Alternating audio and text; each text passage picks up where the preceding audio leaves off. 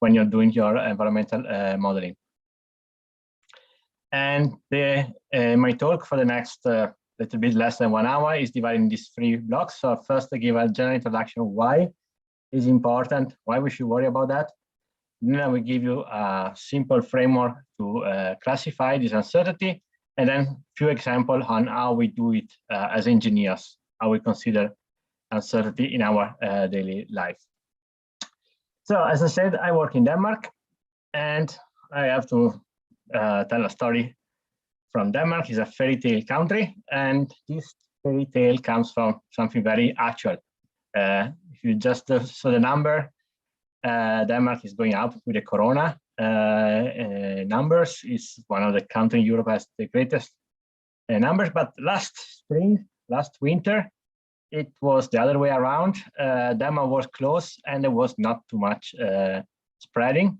So people were getting tired of that lockdown. And at the end of February, after 2 months of lockdown, you know, Denmark in winter is pretty dark, cold, so you don't want to stay close at home.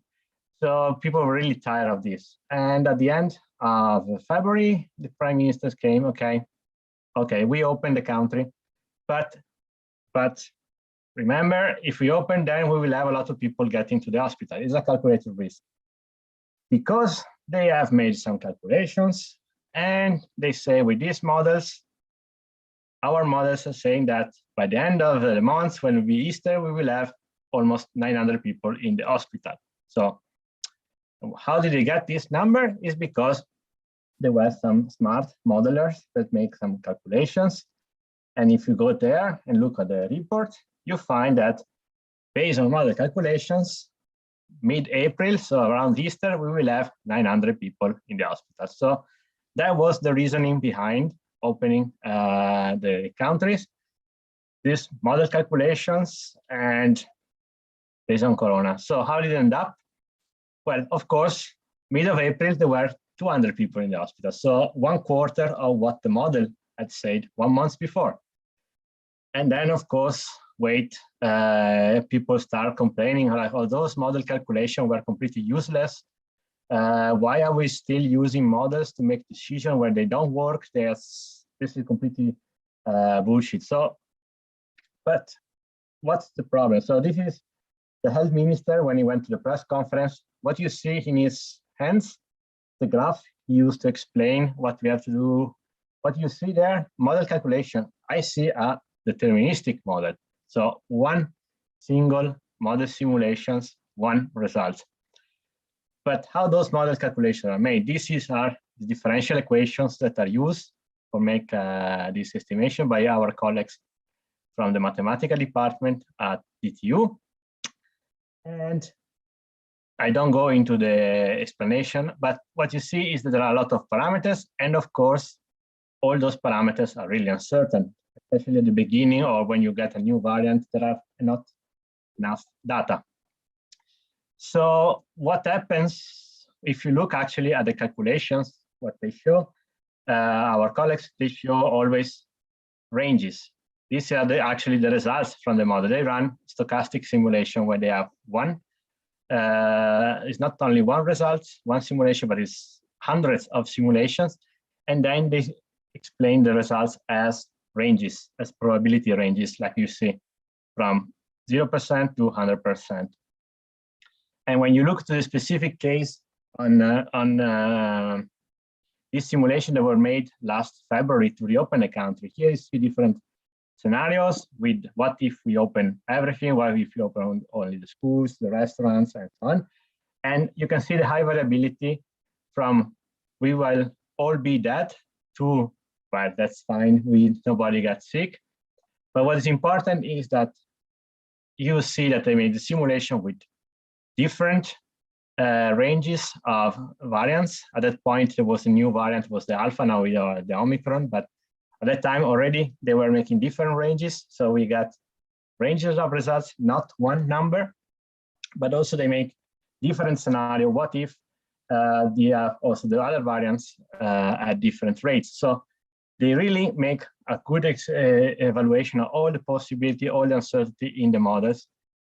But still, this 800 number went That's the number went to the prime minister. That's the one went to the press. Not all this evaluation, not all the uncertainty. So did the modelers consider uncertainty? Yes. Did the people that communicate who use the model consider that? No. So then when we have these issues, who's the fault, the modeler or the people using it? And then why did it so bad, these model simulations? Well, they simply didn't put the seasonal variations into the model. We know that, at least in Denmark, that in springtime, all this corona spreading goes down because there is sunshine, people goes out. But this was not into the model because there were no data at the point. So the modelers knew that there was something missing, but they didn't have enough model evaluation, parameters to evaluate this process in the model, so they didn't put it. So they knew that the model was shooting a little bit too high, but this didn't go through the prime minister, didn't go through the press. So it was this, the model is shooting too high. That's wrong model. So the point is, who is the model? Who's the fault? Is the model fault? They didn't predict this, or it was the people that misunderstood or took only some of the result of this model and use it as it was not intended. So this is an example of when you have a model for making decision and some uncertainty, which then make two decisions that are not maybe optimal. And is a problem only for Corona. If you look at just all the buzz that is around now about digital solution, machine learning, artificial intelligence, all these tools that will save us from everything, what they are, all of these tools, just simply mathematical models. So as any other mathematical models, they will be affected by uncertainty in the calculations and in the results. So the important things, especially when you're working with environmental models, is this. Remember that models are just a simplification of reality. And when you make this simplification, of course, you're adding some uncertainty. So remember, all models are wrong, but some are useful, especially if you consider the uncertainty. So this is a general formulation of a mathematical model that we find in all the textbooks. Nice and clean, where you have your observation is equal to the model, and the model can be dependent on time, space, input, and parameters. That's pretty neat and clean. That's how we like. The problem, what it is that reality is not so nice and clean. So we have issues with uncertainty in the observation. We have error in the parameters, in the inputs, in the model itself. So we have a lot of those source of error inside your nice and clean equation, which affect your final results. So now it's up to you to see if you are awake. I want you to answer this quiz. So you should go to this address, array.ombea.com, and use this ID, C1204. And I would like you to ask one thing. Have you been using a mathematical model recently? And I'm not talking about the model you have to do in this class, but a model, generally any kind of model. Have you been using that in these days? So you should go on this address and try to answer. And I can see already one has answered.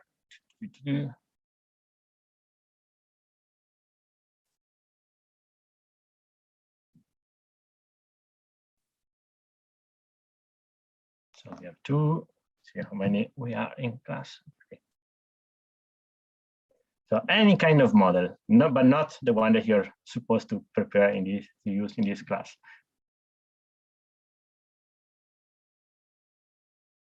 Now we see how many people are awake.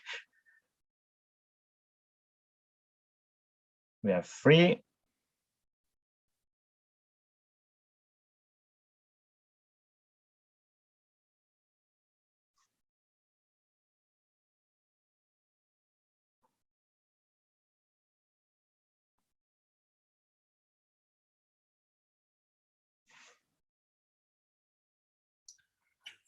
Luca, only 3/14 people, huh? No, we have 6. Now it's increasing. The people 7. They get it. Okay. People are awake. They just So I give you 10 seconds more for the last ones. So let's see if you are modelers. Let's see what your answer is. And so everybody has actually been using a model in the last week. Oh, good. Sometimes that's pretty good. So let's investigate which kind of model have you been using. Have you been looking at the weather forecast recently? Have you watched the meteo and see what was the weather in the last tomorrow or today, or if you're planning to go on holidays? Are you watching the weather forecast?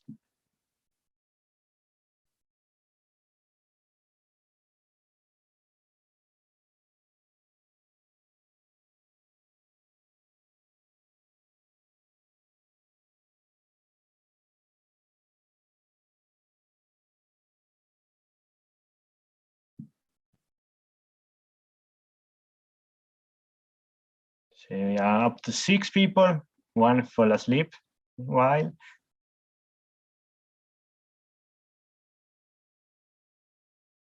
Okay, let's see. It works, your answer. And yes, so I guess that you're all using models and you're being all watching, look at the weather forecast, which are also mathematical models. And then comes the last question. When you're looking at these weather forecasts, do you trust them? Are they trustworthy? Are you really trust what those weather forecasts are, or no? So you have 4 options. Yeah, you fully believe in weather forecast. B, no, especially when you're planning a picnic. C, you believe them always. D, you don't look at the weather forecast, you rely on more other homemade solutions.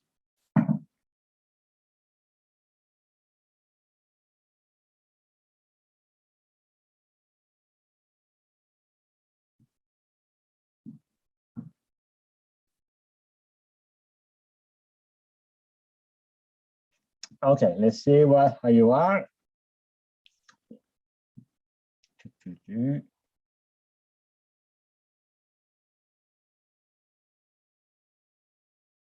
Okay, you're always complaining that they never get it right when they are making a picnic. Well, that's an example of a mathematical model that you use, that you get the results every day, and you're using the results of a mathematical model, a pretty complex one, to make your decision. And sometimes we know they are not right. And we saw examples for people complaining because they were predicting bad weather during the weekend, and then the sun was shining. And that's like people from the hotels complaining, oh, it was supposed to be raining and then it was sunny. We lost a lot of money. Or other cases, much close to more engineering, all these problems with the forecasting of high tide in Venice that they are now using to open or close the Moses dams. And there is always problem with this forecast of the model. Sometimes they are too low, the forecast, or too high. So sometimes the model says 95 centimeters, then 80, so false alarm, ooh, bad model. Sometimes it's the other way around. They say that is too low, and then actually it's too high, and then you get a huge event. So sometimes you always complain, oh, this model is wrong. Same story.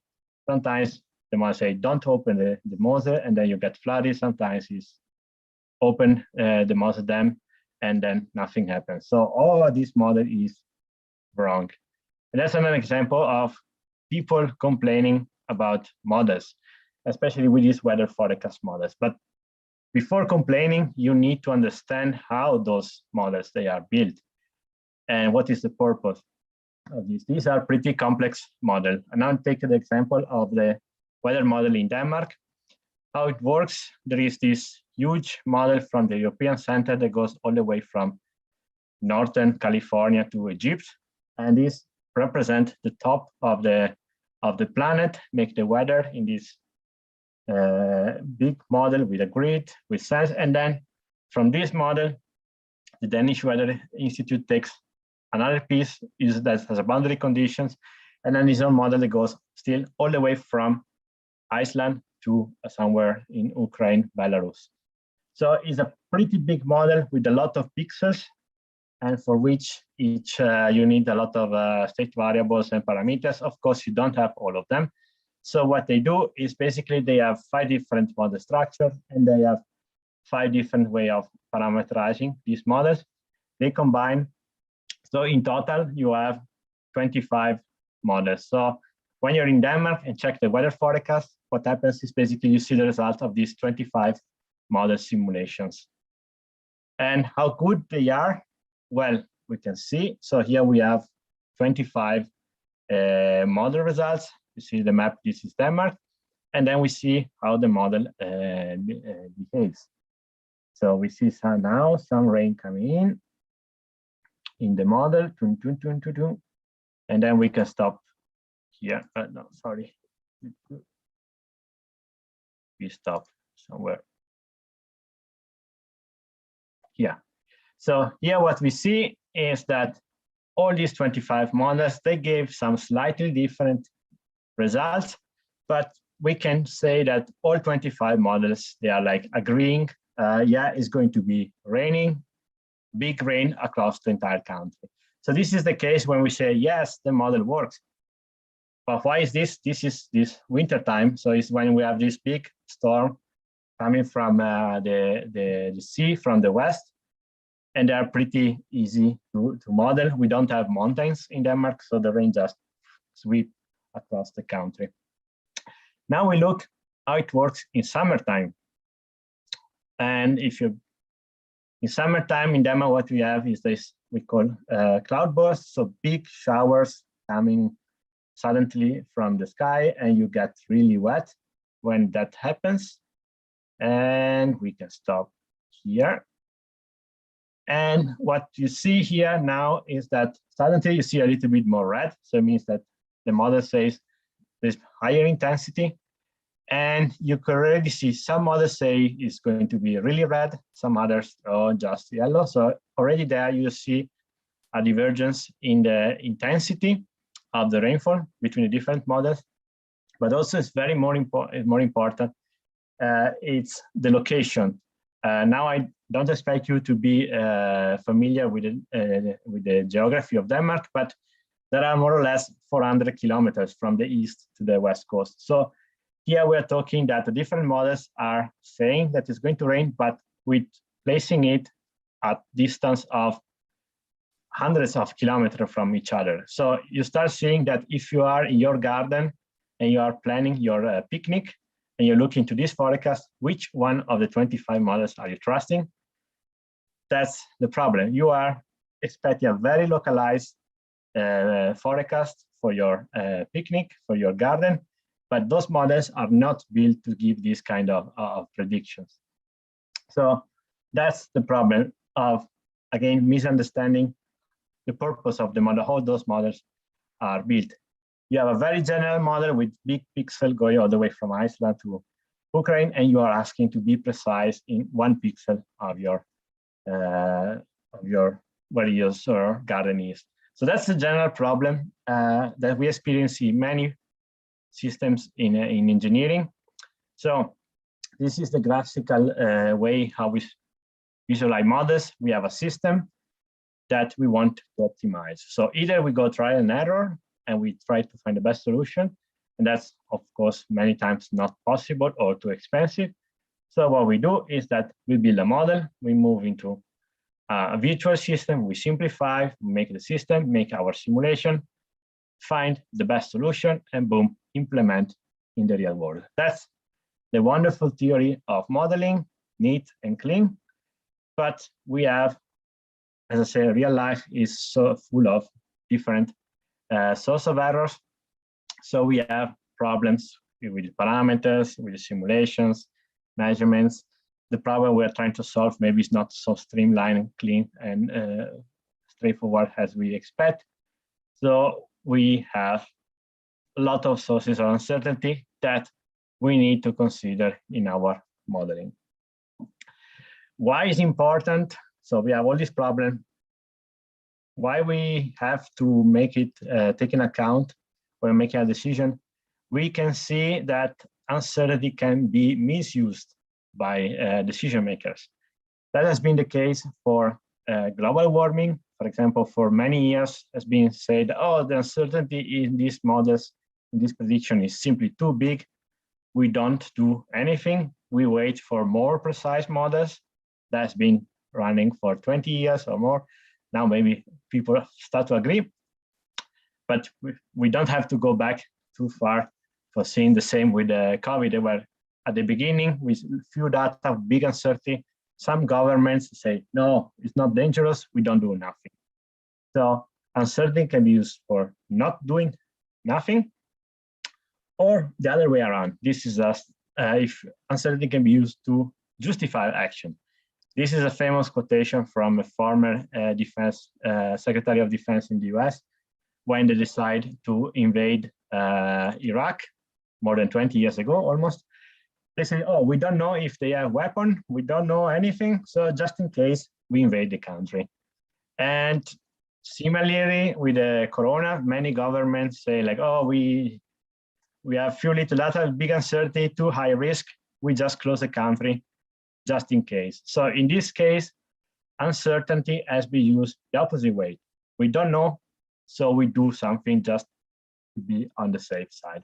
So uncertainty, not knowing stuff, it can lead to two different outputs, depending on if you want to be, what is your interest behind. Another example of when uncertainty is strangely forgotten is, again, coming from Denmark. And what happens is that farmers have very strong influence on the government, especially one side of the parliament. So 7 years ago, in 2015, they passed a law that allowed the farmers to spread more manure in the fields. The Danish farmers have a lot of pigs and they want more pigs because they make money out of that, but they're not allowed to spread the manure in the fields because you get too much nitrogen out of it when it's raining, and Denmark has already big problems with nitrogen load to the sea. But the government makes some calculations and they say, well, it's already going down, so we have this green line, and even if we allow the farmers to spread more stuff in the fields, well, no problem, will increase, but still lower than now. So the environment is safe, everybody's happy, the farmers are happy, more pigs for everybody, and we have a little bit more pollution, but still less pollution than now. Yes, the problem was that they forgot that these models we don't know if it was done on purpose or not, but they forgot that these models have uncertainty. So in some the scenarios, actually the emissions of nitrogen were actually higher than the current situation. So, but this was completely hidden. So that's an example where uncertainty of the model is hidden for a certain purpose. So that's the take home message. Be careful with uncertainty because the decision makers can misuse them for doing some, justify their action or according to their agenda. So that's the reason why we need to consider uncertainty.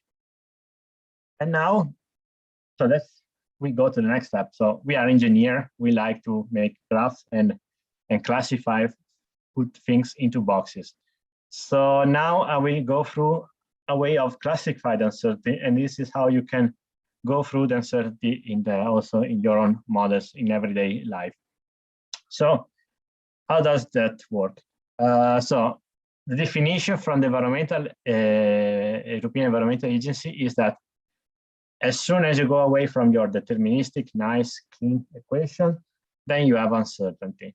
And you can describe with a three-dimensional concept, where you can describe uncertainty by defining the level of uncertainty, the location of uncertainty, and the nature of uncertainty. So those are the three dimensions that you can use to describe the uncertainty. And now we go one or each of the three dimensions. We start from the location. So the location is where in your modeling procedure that you can have the uncertainty. You can have it in the context, so how you define the system, the structure, so the equation you're using, the data you're using for input calibration, the parameters, how you express the output, and also in the software or the hardware you're using. So where in this process you have a source of uncertainty. So the context is basically how you define the boundaries of the system. That's the first step when you define a model. What are the boundaries? What are the temporal and spatial scale? So depending, same problem, two different modelers can actually define the boundaries in different ways. And that's perfectly fine. An example is when you make a life cycle of assessment, for example. This is just a simple example. For making a life cycle of an incineration plant, I have an input that is waste, an output that is electricity or energy, and then I want to see what is the benefit of this process of managing solid waste. But SEA has actually multiple outputs. So what is that I'm looking at? I'm looking at the climate change. I'm looking at toxicity to human. I'm looking to toxicity to fresh water. That's depending on which question where I'm looking, then I can define the boundaries of the system differently. Another example, again, of the boundaries is going back to our weather forecast, is this misunderstanding on how to use the forecast. This model are made by the meteorologists, which they look at the big pattern. They want to see is going to be a big storm, small storm, localized storm, sunshine, and so on. While people like me working in urban area with sewer, we really want to focus on our urban area, so which sometimes is 1 pixel. So those models have pixels of, for example, 3 by 3 kilometers. If you're in a city, 3 by 3 kilometers is pretty big fraction of your city. So the meteorologist looks at the pattern, the behavior, he looks at the big picture, while we really look at 1 small pixel. We want to know what's happening exactly in 1 pixel. Otherwise, our prediction don't really make sense. And so if we take the model for the meteorologist and use in urban context without understanding this, that makes a big problem basically we are complaining that the model doesn't work. Another way is how we model the structure of the system. So which equations we are using to describe the process. Same process, same system can be described with different equation, with different conceptualizations.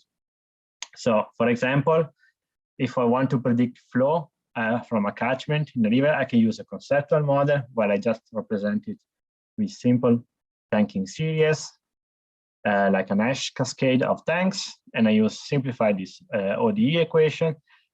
Or I can go all the way with the Saint-Venant equation, super detailed model that tell me the same, exactly the water level in all the pipes everywhere. So there are 2 different sets of equations to represent the same process, flow out of a urban catchment. Which one is correct? They are both correct. There is no right or wrong way. So it's usually decided depending on how much time you have, how many information you have in the system, and so on, and on the preference of the model. So this is very important to remember that there are multiple ways of representing the same process, and it's something as a model you have to remember, because when you go out of university in the real life, what happens is that you will tend to stick to the model you always have been using, what you have learning in university, and you stick to that one. And sometimes you can see that you basically think you have a hammer and you try to punch everything with this hammer. But be careful, because there are different structures, different models, different equations. So take a step back and think every time you have a new problem, which is the best way of simulating it. Don't use the same software, the same process, all just because that's the one that you have learned so far. And then you have the data that you're always trying to get your model to matching the data. And sometimes the problem is not your model, but sometimes the problem is in the data. So these are some data of the water the temperature in the sea during the last century. And there was the problem that all the weather prediction models were matching pretty well the measurements, except for one peak that you see there. There is a peak that the model is not able to predict. And the question is why? And I didn't put the x-axis on purpose. So there were these models, or the climate model, that were not able to predict this. And the question is why? And if we put the x-axis, we see that this peak is between 1940 and 1945. And in that period, what was going on in the world was that there was something called World War II. And those are sea water temperature. So they were collected by the Navy around the world. You can imagine that during this period, the navies have something else than collecting temperature of seawater data. So in that period, basically the data set is only coming from the US Navy. And the US Navy, that was the only one making the measurements and reporting that, at a different sampling technology or procedure. So they were slightly higher compared to the bias compared to the other Navy. So there was a bias in the data. So this peak was actually due to the different way of collecting data. So that's why the model was not able to represent it, not because the model was wrong, it was that there was a problem in the data. So this is also to remember that sometimes as a modeler, we really try to we believe the data are the truth, but actually it's sometimes the problem is in the data. And then we go to the parameters, that's another location. We have our parameters and we think, well, somebody has measured for us. And for example, we take this is the partition coefficient for benzene. So the coefficient that tells when you have some benzene in water, how much goes to the atmosphere, how much stays in water. And this is something measured in the lab. So we think that we go and somebody's measuring must be one value. Then we go to the public database where people have been measuring this value in the lab. So they have been following the rules. And we still find values that were all the way from 4 to 600. So we have a factor hundreds of difference. And this is measured in the lab following the rules. So we still have variability in the parameters. So when you're there, which number do you use? Which one of you put in your models? You need to consider the uncertainty of your parameters too. And then one thing we tend to forget is getting smaller and smaller, but it's still there. We are working with computers, so a lot of 1 and zeros, and these 1 and zeros are made by are calculated by processor, and sometimes you can have that there is an error, so a 1 becomes a 0, or vice versa, and you have these errors, and they can affect your simulation results. Small things, but it's still there, and sometimes it can actually affect your results. And finally, you are also using a software. Very few of you, they will code your model from scratch. You will just buy a commercial software when you're going out working as an engineer. And by default, this software has bugs. And the industry recognizes that you will never get software without bugs. That's impossible. And this can lead to big problems. This is an example of a very expensive issue in the software. There was the Mars Global Orbiter, something that's been sent by NASA to Mars. And they have two working teams, one on the West Coast and one on the East Coast in the US. One was working with Imperial units, one was working with the ISI units. They didn't talk to each other very well. They were working on the same code. Of course, this led to a problem. Of course, the software was not working. Results, multi-billion sound that just crashed on Mars. So that was a very expensive software problem. So this is about the location of the uncertainty. So where in the system, in the process, we have a problem. And with that, I think we can take a 2 minutes break so that we can get a small break. And then we can start in, well, yeah, it's in 2 minutes.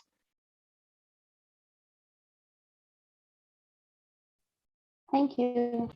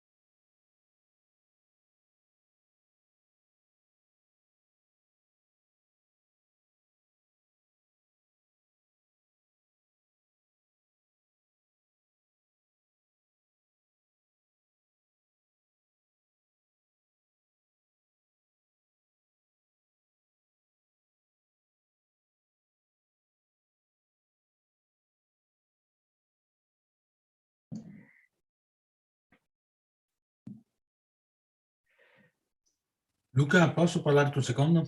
Yes. Io fra un quarto d'ora vado in un altro Zoom col telefono. Quindi finisci tu la lezione. Volevo Va dirti bene. che sono fino alla fine, comunque sta registrando. Sì, comunque quasi fine, sono un quarto d'ora, 20 minuti abbiamo fatto. Oh, perfetto, ti sentiamo più avanti. Grazie Luca. Sì? Ok. Ciao ciao. Okay, so we can restart after the bio break.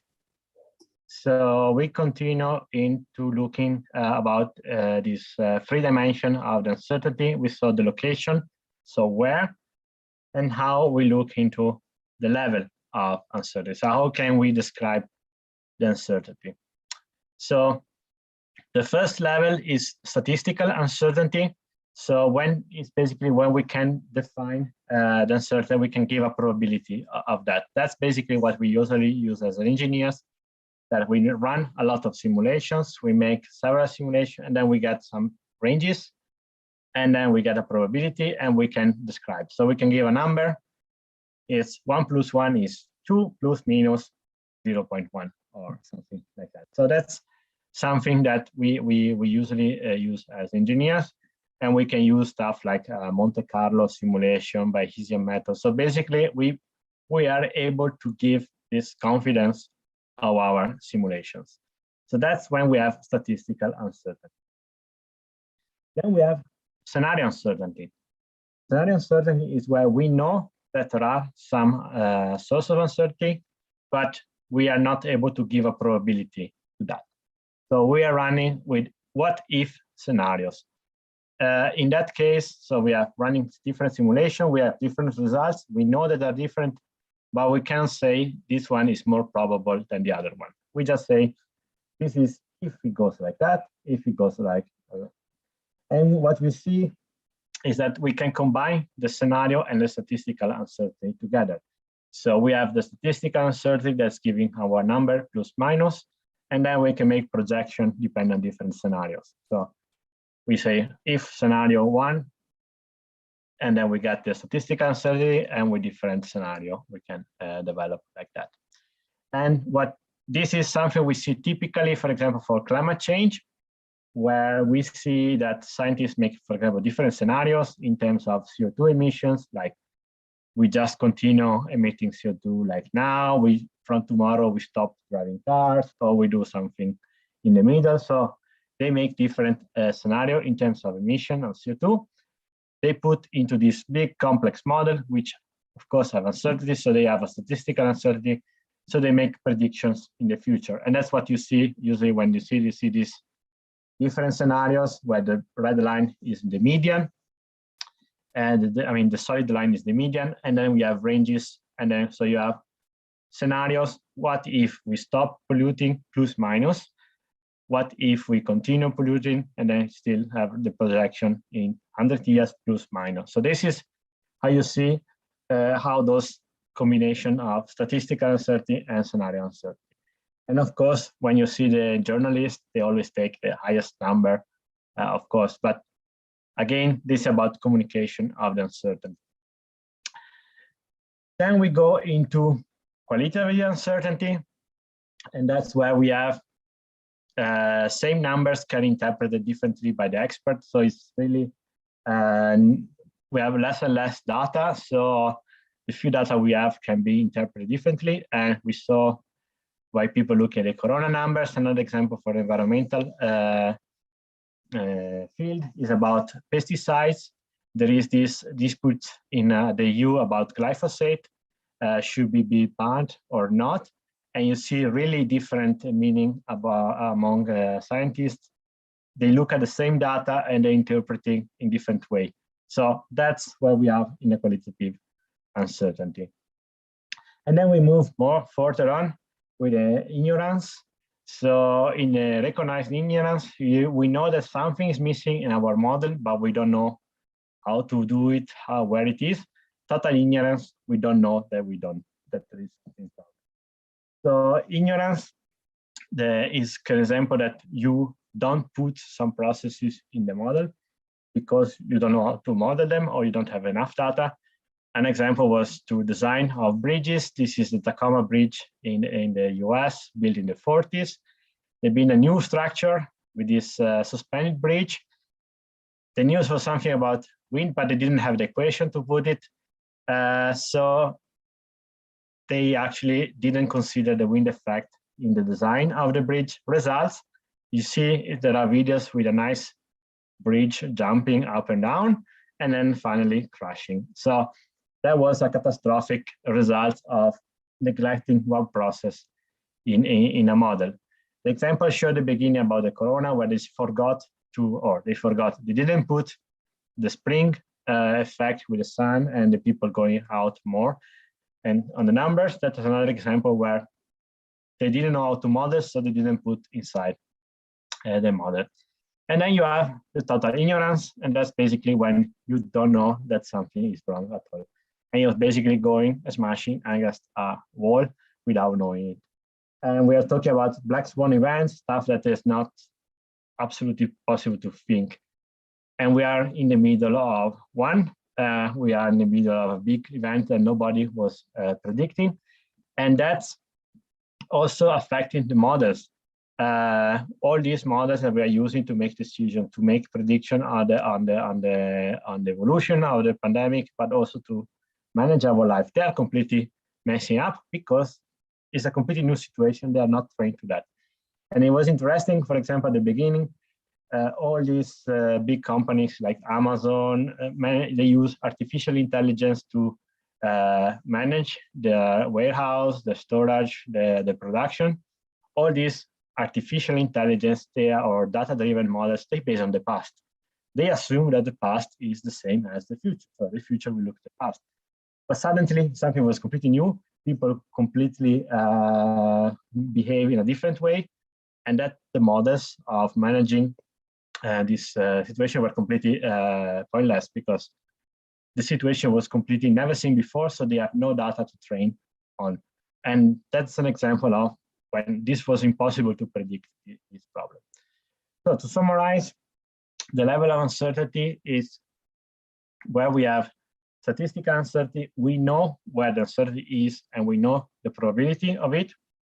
We have the scenario uncertainty where we know where it is, but we cannot give a probability. And then when we move towards the qualitative uncertainty, the ignorance, we start to not even know where the uncertainty is until we go to the total ignorance. We have no clue what's going on in our system. So this is about the level. And as engineers, we tend to work in the statistical uncertainty, sometimes in the scenario uncertainty. And then the third dimension is the nature. Is basically can be cut down in, can you reduce this uncertainty or not? If the uncertainty is coming from the natural process, you're modeling, so you have natural variability, then you cannot avoid, it's still there. There is no point. I mean, you can make more measurements, but still the uncertainty will be there. Or you can have epistemic uncertainty. That means that you have few data, and if you make more data, more measurement, you are able to make more precise numbers, and you are able to decrease the uncertainty. And then there is something in the middle that is ambiguity. That's basically yes, if you were able to make more measurement, you will be able to reduce uncertainty, but the understanding of the process is still so limited, so you don't really know what to measure. So that's something in between. But basically, the question is, can you reduce this uncertainty or not? So to summarize these three dimensions, we have the location, so where in the modeling process you have the uncertainty, the level, can you point it out what it is, can you quantify it, and the nature, can you reduce it or not? And there is a nice paper on this. We'll give it to Luca later on, where you can actually have a nice decision scheme like that, where you can use that to go through your model, any kind of model you can go through and find out the different locations, the different levels, and different nature.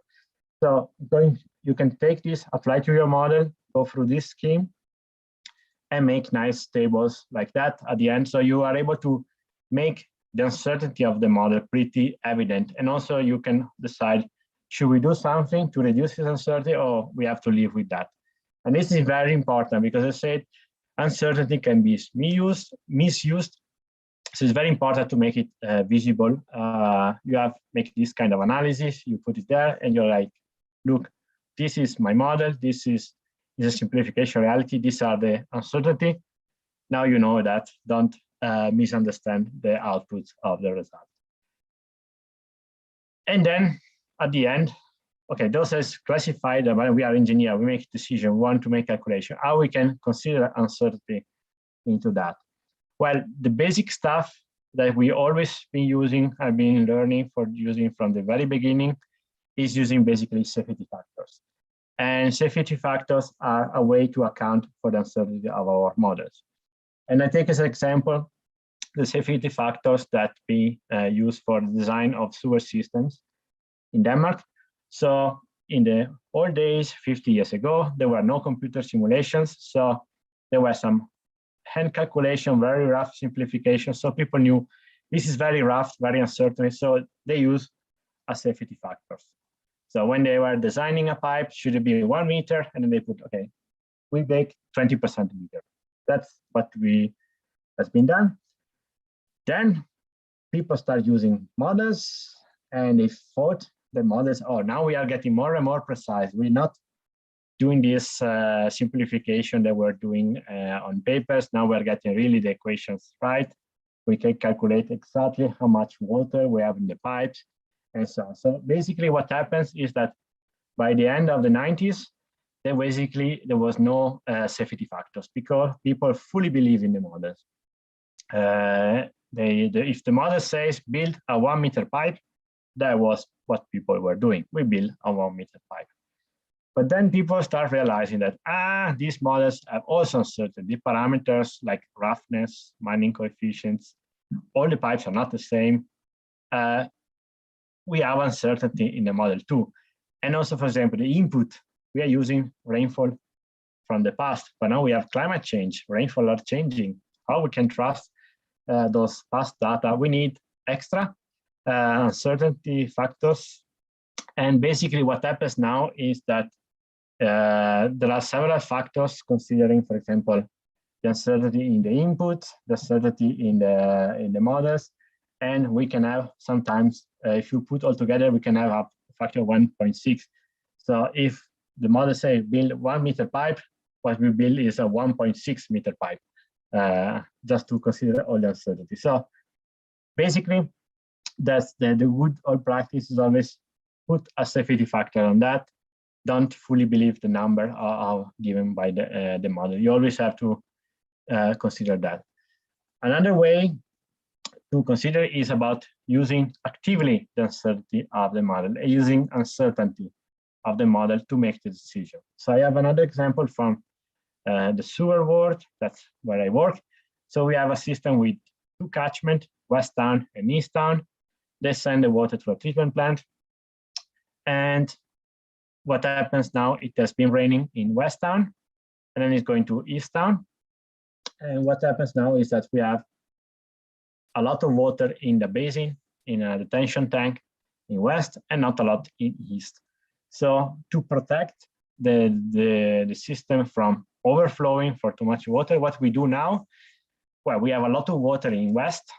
So what if we have to decide where to pump?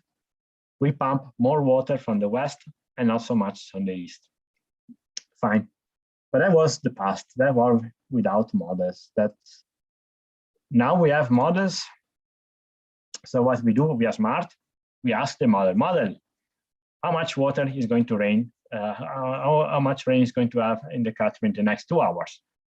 And the model answer, okay, in West Town, it has already been raining. So yeah, we will have a little bit more water, but not too much. But in East Town, rain is not arrived yet. It will arrive in the next 2 hours. So in 2 hours, we will have the same amount of water. That's what the model says. So if I take this, then I decide to pump the same amount of water from both the systems. So that's when I use the model without uncertainty. But we know rain is very uncertain. It can change a lot. It can stop raining. It can continue raining for hours, increase, decrease. So it's very uncertain.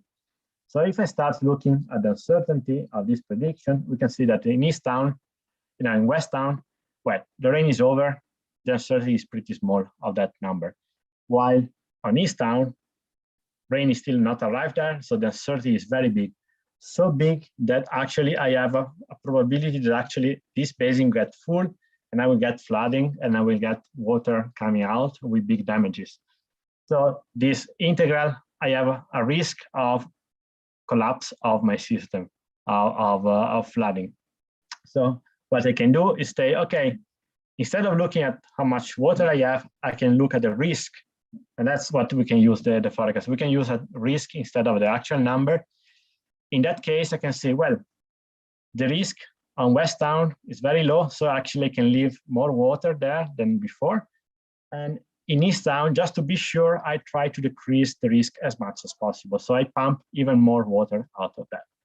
So in that sense, I'm using the uncertainty of the model actively. I'm looking at the risk instead of just the number and making a decision based on that. So that's another way of using activity. The uncertainty is looking at the risk, calculating. So we are making this statistical evaluation, how big is the uncertainty, and then we're making a decision based on that. So that's another way how, as an engineer, we are using that. All fine, yes. And just to close my talk, remember that there are ways of managing this uncertainty by models, but remember that you're not, and it's very important when you are environmental models, that you are building your models, focusing a lot of time on it, and making sure that this is perfect, working. We are considering everything, we are showing uncertainty, but you're not the center of the universe. Somebody else outside is using your model, because we are taking a very complex world with many actors, many stakeholders, many processes, environmental processes. Very complex system. We are boiling it down to a simple model. We are simplifying it, making our calculation, getting one number, maybe plus minus, because we are good and we are making our uncertainty analysis, and send it back to the real complex world. So we need to consider that we are just looking at one part of the problems, where different people are looking at different issues. As environmental engineers, you will work, for example, in cities. In city, you make your calculation, make your nice, but then in city, you have architects, you have traffic planners, you have the people living there, you have the environmentalists. They all look at the same problem with different glasses, with different eyes. So your model simulations can be misunderstood, can be misused by depending on what is the agenda of the different stakeholders. So be careful, because the uncertainty behind your model can really use against you or to support different decisions. So remember, take home message: don't fully believe like the models, like they are the oracle and they are always right giving the solution, but look more like in backgammon, where you have a model, you have number, but you still have some variability, some uncertainty that you need to take into account. So the real world is complex. Don't believe whatever the model says, but use them with good knowledge and wisdom. And yeah. And with that, I'm over. So I hope that in this brief overview got why we can use models, how we can take into account that they are not safe, but don't trust for whatever they say. Do you have any questions?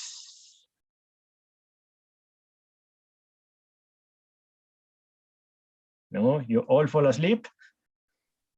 No. Okay. But then if there are no other questions, then I think we can close it now. I will send the slide to Luca and also this paper with the classification, so you can actually go through your models and check and make your evaluation of the uncertainty. With that, thank you for today, and I hope good luck. Have a nice holidays, Christmas holidays, and good luck with your exam. I hope Luca is nice with you and not burning grilling too much at the exam. Okay. Thank you. Bye. Thank you. Bye-bye. Bye. Thank you. Bye.